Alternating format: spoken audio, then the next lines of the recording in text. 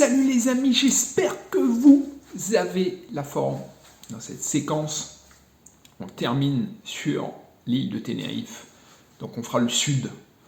Premièrement, Los Cristianos, venir à Tenerife. Sans aller à Los Cristianos, c'est ne pas aller à Tenerife.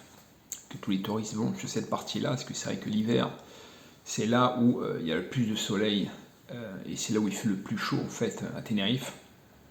Ensuite, on poursuit sur la plage de Las Américas, Costa ADG et bien évidemment la Costa del Silencio. La suite en images.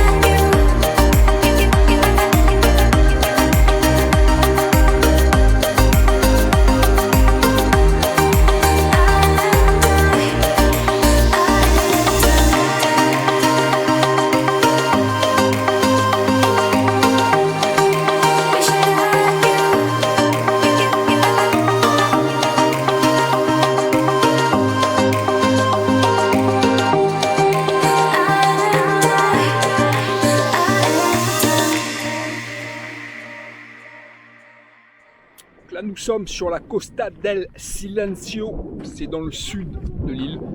Le paysage, en fait, non loin des habitations, il y a une partie vraiment volcanique. Vous voyez, donc là, très agréable. La Costa del Silencio, en fait, c'est un coin un peu moins touristique, mais pas mal du tout, en fait, parce qu'on a un petit aperçu d'une petite randonnée volcanique avant de faire le TED.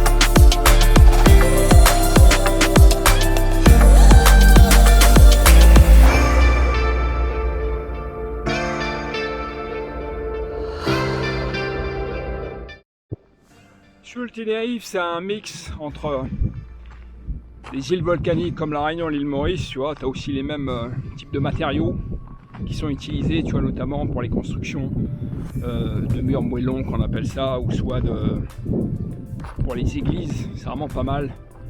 Et avec l'Amérique du Sud, puisque c'est vrai que les Espagnols en fait ont monté les villes en Amérique du Sud à peu près sur ces mêmes bases là, parce que quand tu es à la Laguna, notamment à San Cristobal et la Laguna, en fait ils se sont servis de cette ville en fait, de ces constructions là, pour construire des villes comme la Havane notamment.